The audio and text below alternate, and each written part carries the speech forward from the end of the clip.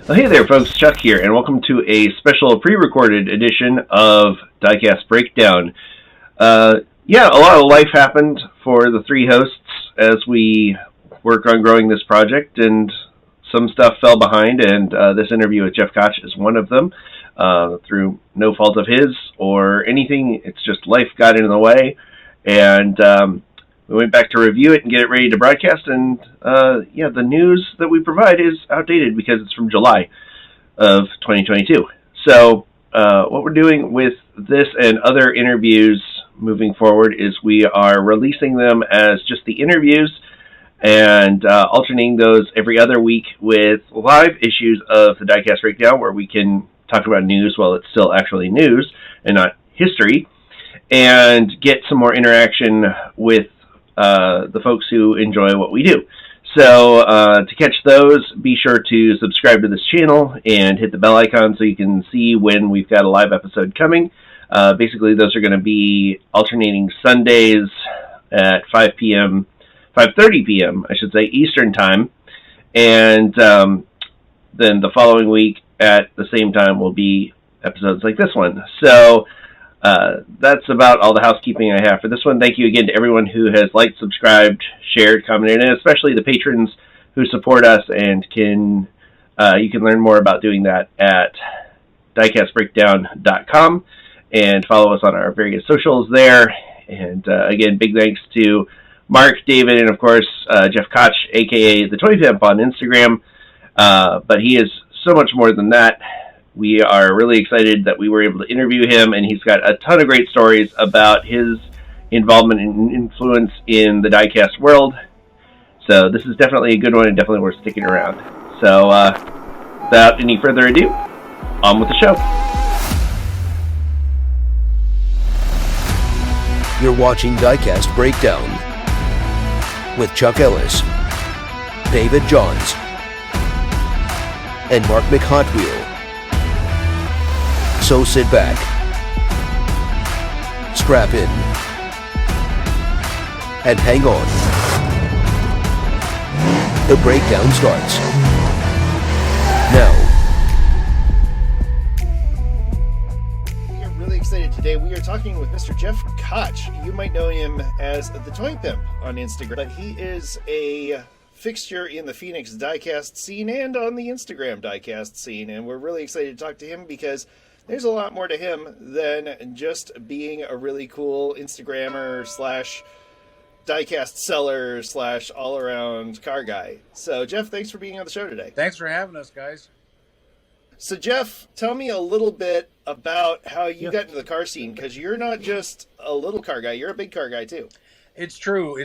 For almost 30 years now, I have been a writer and a photographer with a variety of car magazines across America. I've been with Hemmings Motor News now for almost 20. In the late 90s, I was at Hot Rod Magazine for 4.5 years. Some other niche publications, all of which are gone now. August of 93 was my hire date into this weird industry.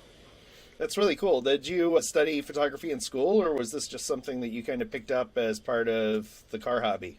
No, the photography was something I picked up. Somebody forced a camera into my hand and said, go shoot something. And I burned a couple of rolls of slide film. We sheeted it up, put it on a light table, and everybody gathered around and said, that's good, that sucks, that's good, don't do that. And then I went out and burned more film. And here we are. Yeah, I mean, trial by fire, very much. I knew how to write. I'd wanted to write about cars since I was about 12 years old. And I achieved my life's ambition at the age of 23. And I'm still trying to figure out what's next. So safe to say you're a bit of a gearhead. A little bit. A little bit. So with Hemmings, do you get to travel a lot, go to different locales to do photography work? Mostly in the Arizona area, Greater Phoenix. When I was hired back in 2003, I lived in Los Angeles. I lived in California. In 2009, I got priced out, and Phoenix is my fallback position. Luckily, my bosses were amenable with my idea to come out here, and I've been here ever since, and it's home now. Was the small car thing something that kind of came along with the big car culture, or was that just something that you'd always followed as well? No, the small cars started me off. I was a child, 2 years old. I grew up in New Jersey, and my parents were taking me through one of the many discount stores that littered the area at that time. Two Guys or Brits or one of those. And I was being a 2-year-old. I was a crank. Mm-hmm. So they put a toy in my hand. They grabbed the first Matchbox car they found on the peg, shoved it in my hand. There's a reason the industry calls them shut up toys. To shut up kids and it worked. And that was the start of my lifelong obsession and career and everything else. A lot of our guests, they start off as kids being into Matchbox or Hot Wheels or some other toy car, and then they kind of drift away from that as they grow up and then come back to it later in life. Was that true for you? There was a point in there where I gravitated toward building 24th, 25th scale model car kits for maybe a dozen years. Once I figured out that my skills were not expanding to get the results that I desired, I kind of backed off a little bit. But even before that happened, I laid eyes on the Matchbox World Class series from the 80s, early 90s, and really, except for the mirrored windows, those were what I always wanted my toy cars to look like. I wanted decent tires. I wanted painted details, not just a single color all over the body and the headlights and the grill. I wanted the little fine details picked out, and that series was really my entree back into the world of diecast. That's an interesting way to come back into it, and to come into it from the Matchbox side as well, because most folks on our side come from Hot Wheels. But that makes sense growing up with Matchbox. And I know what you mean about the mirrored windows on the World Showcase cars. I have a few of those. I had the white Ferrari Testarossa as a kid, and I didn't know what I had, and I beat the tar out of that thing, and I'm kind of regretting it now. But I was a kid, and it was what you did. You played with them. So, yeah, the mirrored thing was an odd choice. I guess that was so they didn't have to have interiors, so they could keep the costs down a little bit. That was always my theory. But those are very cool. You're also a bit of a connoisseur when it comes to the high-end stuff as well. Well, connoisseur, I don't know, but as more and more of it has become available, as the detail has increased, as the number of companies that have offered models has increased, as the range of models has increased, my inventory has been expanding. And I've been lucky enough to find customers who appreciate that level of quality and are willing to pay for it. You ask a lot of people, oh, how much did you pay for that toy car? Oh, $30. What are you, nuts? It's the size of the Hot Wheels. But I mean, you get down in the weeds and you see the details. There, suddenly you can almost justify it. I understand it, and like I said before, I'm a client of yours because I was out in your fine city, and I was told to go by this place called the Cubby Hole.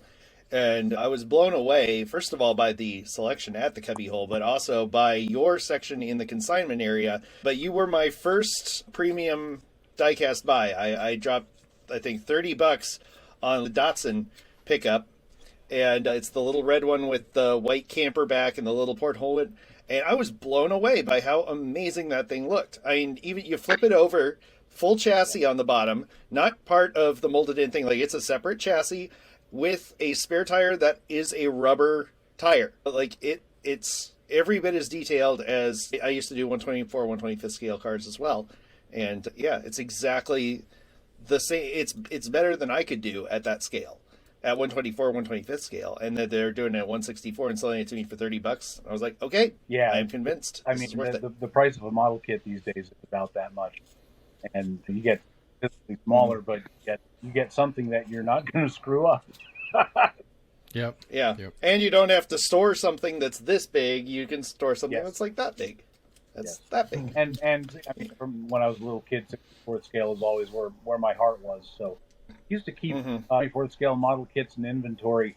Not even that many years ago. The idea being that if there wasn't a diecast available of a particular car, and of course I mostly on the Japanese stuff, but if there isn't a diecast available of a particular car, that maybe I can interest you in a model kit, and you'll still have something that resembles your car. But I did a cost breakdown, and the diecast just worked better for me. You hit a nerve with me when I think back going to the little gap I had in collecting over my life. Those Matchbox Premiums are exactly what got me back into it. I still remember the ridiculous Corvette Stingray that the casting was so awful. The tires stuck out a quarter inch outside the body. But they got me in to collecting again, and they really opened my eyes that some companies are choosing to offer more in terms of a premium diecast. And so I'm curious, because that's all I collect now. And if I could go to the cubby hole today and buy your inventory, I would. That's just what I love, and that's what I collect now. So I've been to cubby hole before. Where's your display when you walk in? You have to the left, and then it L's off down the way. I'm wondering if I've purchased anything from you before. I have walk in the front door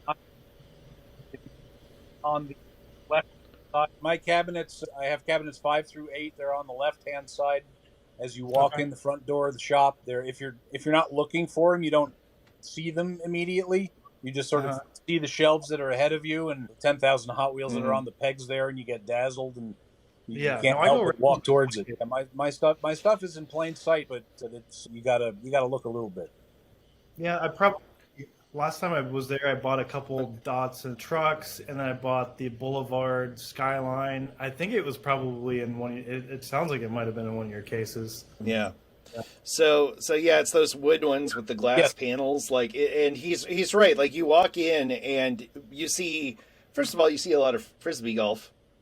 They decided to add Frisbee golf, the current owners, and they are really cool guys. It's a disc golf, Chuck.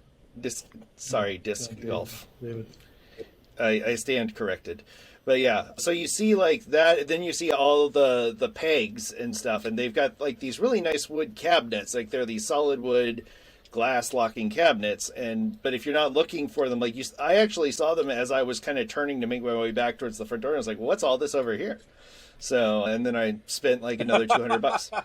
So It's a very dangerous It's easy store. to get sucked in. It's really cool when you can buy from somebody who's also in the hobby, and you're doing it in a shop like the Cubby Hole, where the guys are like truly passionate about the hobby as well, and disc golf.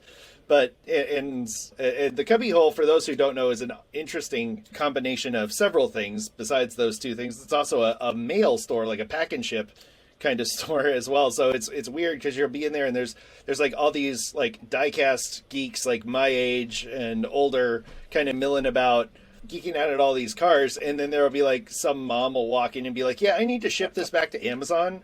And so you're talking like diecast cards, like, oh yeah, well, we'll just ship this up over here and put these.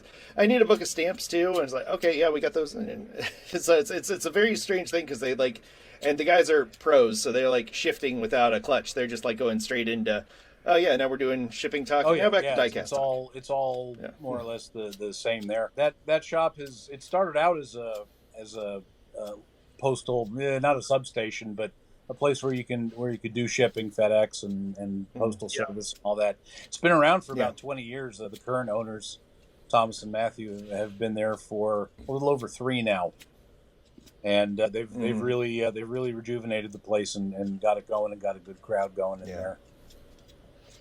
I do customs, so when I go into a place like that, I'm always asking, like, where's your junkers? Where's your cars that you want to get rid of for $1 or $2? And they had just brought a bag in. Somebody brought in a bag of like 80s majorettes and Matchbox, like just like a really interesting amalgam of things. And they ended up giving them to me for like an insanely good price. They gave them to me for a price that I probably shouldn't say on air because I don't want people going over there and telling them, well, you sold Chuck this for blah, blah, blah. So anyway, like I said, I had bought a lot of cars that day, and I had already checked out. And I was talking with, I think, Matthew, and then Thomas said, oh, yeah, there was that bag. So he went back and got the bag. I picked a bunch of stuff out, bought some more stuff, and then grabbed my stuff and got in an Uber and left because I took an Uber straight from Phoenix Airport to the cubbyhole, which it turns out is very expensive. And then took another equally expensive Uber back to the area where my hotel was for the conference I was going to. And then got back to my hotel room, and I'm unpacking, and I'm like, oh, this is great. I got so many cool stuff. And, oh, they must have snuck a couple of diecasts into my bag. That's nice of them. Wait, this isn't my bag. And I had walked off with the bag of diecasts that they had brought in. And none of us had noticed. And so I called them up, and I talked to Thomas, and I'm like, look, man, this is really embarrassing. I accidentally shoplifted from you, and I've got like 26 cars that are not mine. And I'm pretty sure that the Uber drive to go back to your store and back is way more than these cars are worth. So do you have PayPal? So I ended up like PayPaling them the balance. And they were really cool. They were like, oh man, we didn't even notice. You could have just, I was like, nah, dude, I'm not going to. So anyway, they're good guys. As somebody that collects a ton of high-end stuff, what do you think about all these brands that are cropping up nowadays? Anybody that really catches your eye as somebody doing it really well? We know what TLV brings to the table. That's always going to be a given. Yeah, gosh, there are so many brands out there now, and so many of them just kind of come and go. Yeah, they'll do a couple of models, and then they'll disappear, and another company will pop up, and they'll do something. A lot of times, you get 3 or 4 companies who mysteriously manage to do the same model all at the same time. Imagine that. Yeah, I mean, it's almost like they're sharing information or something. But just so many of the high end brands meant for the home Chinese market have really moved the game forward, not just in terms of quality, but in terms of model choice. Absolutely. All kinds of wild stuff. Do you mess around with any resin models? Because when you talk about detail, you really can't compete with the resin stuff. No, resin is amazing. When back in my 24th, 25th scale days, when I was younger and more beautiful, I spent a summer with Art Anderson, who used to have a resin 25th scale car company called All American Models out of Lafayette, Indiana. And so I learned about resin then, and I learned about molding techniques, not how to do it, but I saw how it was done. And the resin stuff, it's so much more expensive because it's so labor intensive. There's so much hand finishing that has to be done, but you get so much better detail because the molds they're basically soft silicone, as opposed to tooling steel. So you can get gentler, like compound curves, like around the rocker panels and things. And so with care and with hand finishing, you get something that is every bit as nice, if not nicer, than the high end diecast stuff. It's a lot more rare just because of the handmade nature of it. Naturally, it's more expensive too, but you put two items side by side, and you can really see the difference. For sure. How do those resin ones hold up over the years? Do you have any older ones, or have you guys seen older ones that?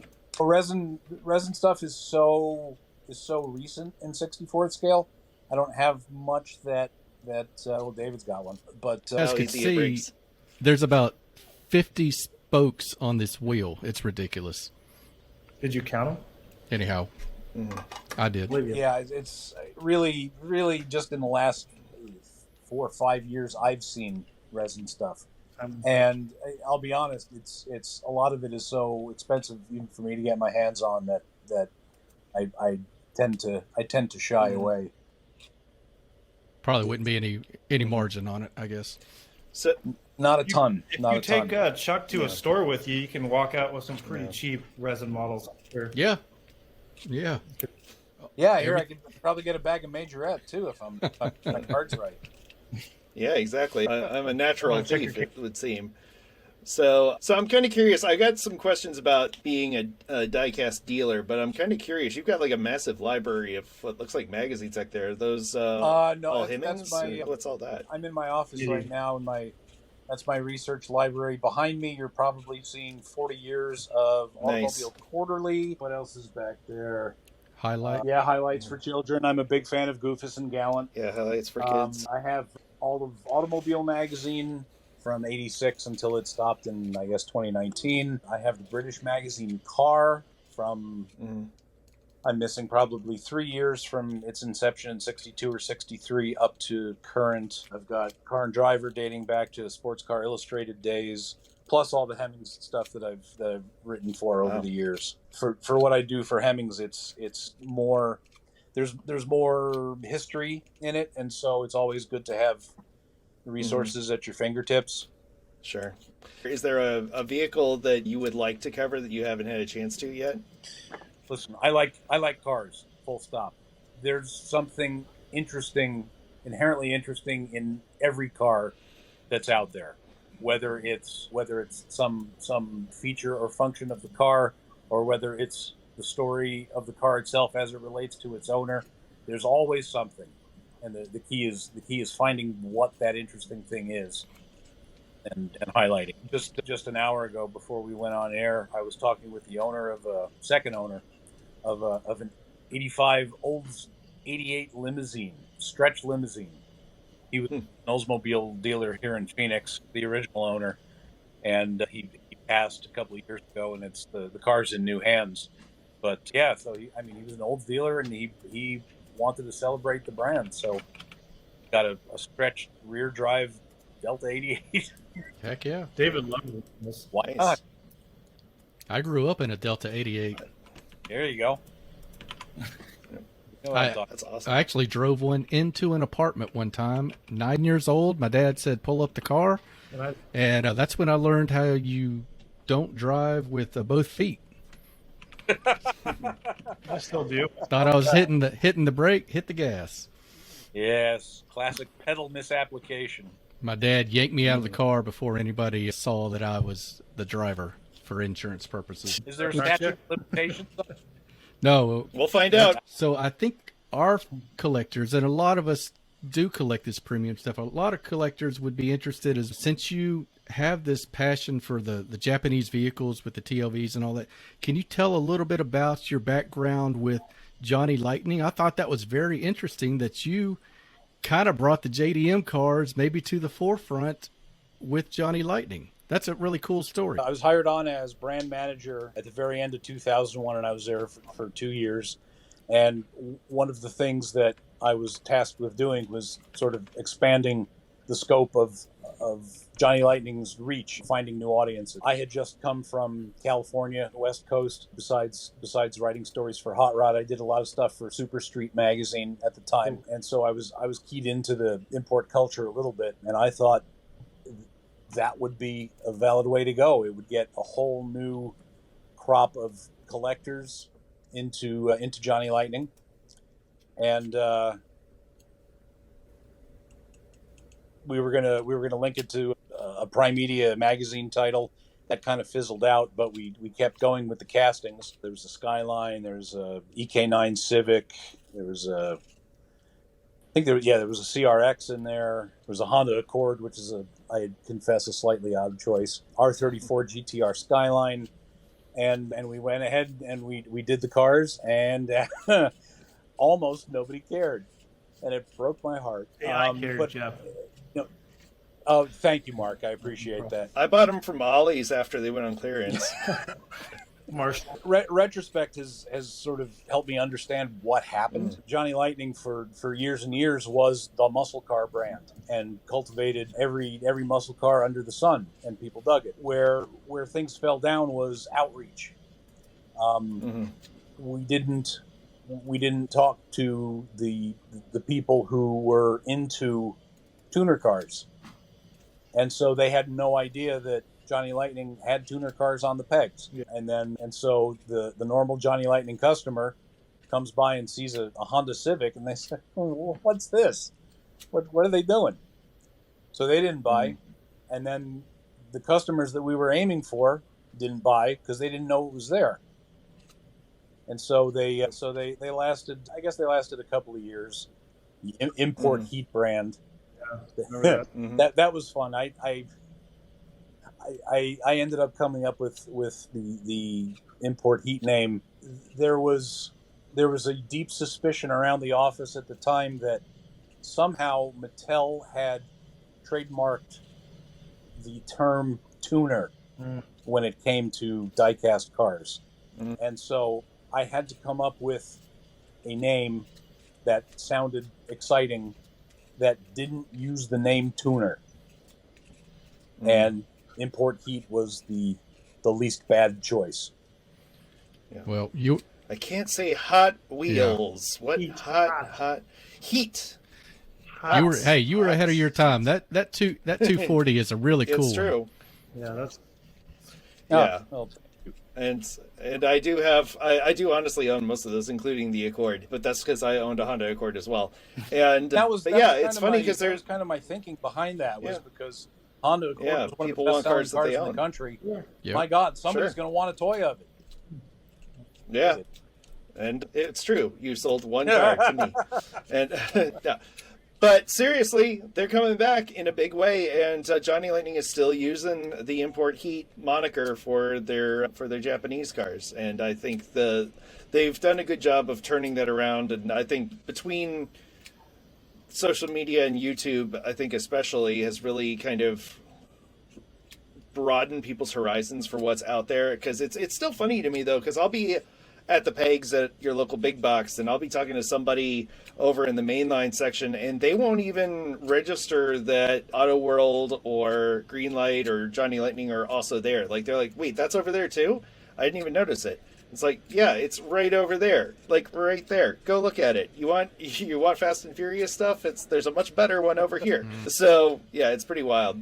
So yeah, I agree with you. I think it was one of those things you were just a little bit ahead of the curve on, but I'm glad that it stuck around and it's having its day too. I think the Fast and Furious movies really kind of like that probably would have been right about the time that the Fast and Furious movies were starting to happen too. So people really just started to like. I think JDM stuff didn't really become mainstream until that Like It or Lump It. The accuracy of your danger to your manifold blowing the floor off your car aside, it's too soon, Junior. But I've never actually seen any of the films. All right, watch party. We're starting now. the first one. Fast and Furious 1. No, well, actually, we don't have to watch them. Mark will just quote he'll them to run us. line by line. Yeah. Yeah, no. He discovered an app where he could put his face on Vin Diesel and just have him saying the Vin Diesel lines. It was Right. awful. It's very much a generational shift. Yeah, for sure. I'm old. I'm on the wrong side of 50, and I'm not the person who's supposed to be into these cars. I'm supposed to be into Novas. But there's a whole generation, Gen Y, Gen Z, Millennial. I don't know the terms, but younger people who they grew up with Japanese cars in their lives. Their parents owned Toyota Corollas and Honda Civics, and they grew up in the back of them. Yeah. And it's that same lure that we have for the cars of our own nostalgia. It's just that they're younger and they're into different cars, Yeah. and that's awesome. It keeps as long as there's automotive interest. Frankly, both of my jobs are intact because there's going to be people who want to read about cars, and there's going to be people who want toys of cars. Yeah. Because you deal with the Tomies and a lot of these import brands, like you have a pretty decent inventory. So what was it like kind of getting set up as a vendor for that? Is it as simple as just going online and saying, I want to give me one of everything? Like how does that work as a vendor? Well, it started, but my whole transition into being toy pimp, into being a toy sales guy was absolutely accident. I would purchase things overseas. I'd get a little bit of this, a little bit of that, and then I would get a couple of this or that with the idea that I'd get one, and now I got a friend who's into this, and then suddenly shipping per piece is a lot cheaper. And then my own. There was also a time when my own personal collection had to be had to be chopped in about half. I had to make way for the birth of my son, get all my display cases out of his room, basically. And the best way to do that was to reformulate how I collected and I ended up getting rid of about 4,000 or 5,000 cars, and it just kind of spiraled from there. I started doing a couple of local shows just to try and bleed off some inventory, get some room, get a couple of bucks in my pocket, and then I started doing the Japanese classic car show in California every September, and even that was an accident. I'm friendly with the editor of JapaneseNostalgicCar.com, Ben Shu, and he has a little bit of a Tomica fetish also. And I was at the show one year in my Hemmings capacity, but I had a couple of spares I left behind in the car. So when the show was over, I wandered over, and in a little hardback spongy case, I had about 24 cars in there, Skylines and what have you. And so I'm holding the case open at his booth. I'm showing him the case, and in my peripheral vision, there's hands coming in like this, fingers pointing, like, "Oh, how much is this one? Oh, I need that one." The next thing you know, I'm there for about 20 minutes. I walk out with 120 bucks in my pocket, and I thought to myself, "There's a business model here." Yep. And I've been a vendor there ever since. And as far as getting stuff, I've been lucky enough to have friends in Japan who are able to get some stuff for me. I've been lucky enough to work with a couple of distributors who are willing to put up with my nonsense, and people here seem to dig it. So until somebody tells me otherwise, like my wife, I'm going to keep on rocking. Yeah, I think I remember seeing their cubbyhole a Mark III Supra, MK3 Supra, and I think that was Tomica, and I've never seen. I think that's the only one that they've ever had like a Mark III Supra, like nobody else. What? Nope. Yeah, funny you mentioned there was a model that was released exclusively at the branded events maybe 3-4 years ago. Black, opening doors, good detail. Yeah, really hard to find because you had to be at those events. And literally in the last month, in the Tomica Premium line, there's a new Mark III Supra. Completely different casting. This one has correct wheels, and it has pop-up headlights as well as opening doors. Which is pretty awesome. Half a dozen years ago, TLV did a Mark III Supra. There were a couple of different color schemes, and there was one that was related to a TV show. It had a little Starsky and Hutch light on the roof, but those are expensive now. Those are $75 toys. Probably shouldn't. I probably shouldn't call it a toy right after saying it's $75. And my 4-year-old doesn't know the difference. I've learned that much. That sounds like an expensive mistake. And then Hobby Japan has a Mark III Supra also that they've launched just in the last year or so. So it's nice to see so many companies sort of going back and filling in the blanks for models that have attained some popularity and status, but for whatever reason didn't get done back in the day. Yeah, I just find that one to be kind of strange because that's one of my favorite cars I've ever owned. I had one it's one of my first JDM cars that I owned, and I had it, put a 1JZ in there and 400 horse, and I mean it was changed everything to JDM, the trim, everything. So that car is near and dear to my heart, and it's really surprised that Hot Wheels hasn't done anything with them, or really anyone. I mean, they've got RX-7s out there, and they've got a bunch of other Honda Accords, but that's one of the most iconic cars ever because it was a progression from the old ugly Celica Supra, Mark III, Mark IV, and now we've got a Mark V. So I just find it interesting that no one's really picked up on that car and done it because it's an awesome car. It's one of my favorite cars. Well, Hot Wheels has just gotten the Toyota license back, right? Yeah. So they've got some blanks to fill there. I don't have any inside information, but I would be surprised if somebody wasn't working on, or at least pitching, the idea of a Mark III Supra. Yeah, that makes me want to go out and get another one. Honestly, I miss that car, man. That thing is a You can get a whole bunch. I can ship you a whole box full. There you go. Yeah, it's much cheaper that Or way you- because You they're can not have cheap. Chuck go by. Well, Chuck can go by and get them. Be real cheap. And wow, that's just going to be the running That's a gag now, fantastic isn't it? story. Is It's not that, really a I gag, it's stole more from of a the Cubby fact. Hole. Yeah, That's right. I Five- paid my debt. 5-finger I elves. settled my accounts. Yeah, just nice and slick. Just grab the bag and go. Before we go, like, what are some of the things, like, being this involved in the community? Like, what are the things that you see ahead, the opportunities that you see for the diecast community, for the hobby, or things that you would like to see more of moving forward? Honestly, I only see things blowing up, getting bigger, expanding.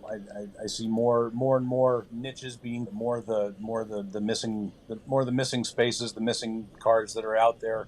Somebody's going to end up doing them somewhere. Like I was saying earlier, I believe there is a generational shift, and the younger generations that now have their own income to go and do stuff, they're spending it on the real cars. See, on Bring a Trailer, Integra Type R's are with low mileage are pushing six figures. Crazy. So there's disposable income out there, and the toys are just, I feel like they're a natural part of the greater car community. If somebody can't own a real car or can't find one that they want, they can have a model of it. Yeah. They can have a model of a car that they've dreamed about and always wanted, and it can serve as inspiration on their desktop. Yeah. It could be a car that they've owned in the past, like Mark with his Mark III Supra, and provide all kinds of memories. Or you could be completely OCD about it, and you just need to have one of everything. I mean, it takes all kinds, and they're all out there. Yep. Jeff, we've really enjoyed having you on the show today. Tell folks where they can find you, follow you. I am on Instagram exclusively, the Toy Pimp, _toy_pimp, because when you see this, of course, the first thing you think is pimp. Absolutely. Absolutely. Listening.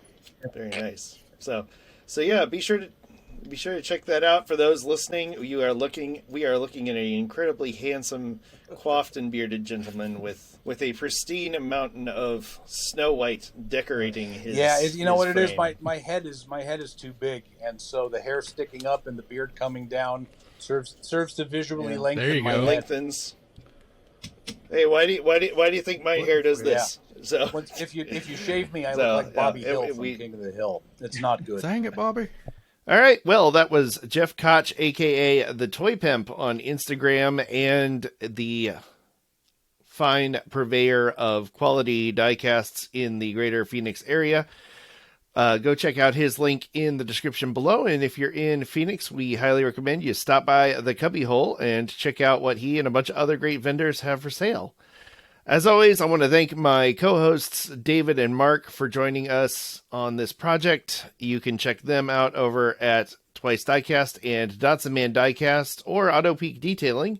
Mark has about like 10 YouTube handles, so those are the two easiest ones to find him. But yeah, he just released a new video of his detailing service over at Auto Peak Detailing, so go check that out and give it a like and help him boost that presence over there. As always, I want to thank my patrons and the members who have supported the show and helped kept it going. It's because of you that we were able to keep this going despite the slump and get things back to being online. If you want to know how you can support the show, you can always hit the little join button down below or visit diecastbreakdown.com and follow that to our Patreon link. So thank you so much for being here, liking, sharing, subscribing, hitting that little bell, all that good stuff. We are so glad that you were here and made it to the end of the video. As always, I want to thank you for coming along with us for the ride. So until next time, stay fresh, cheese bags. Thanks for listening to Diecast Breakdown. If you enjoyed today's show, please rate us 5 stars on Apple Podcasts and tell a friend to listen in.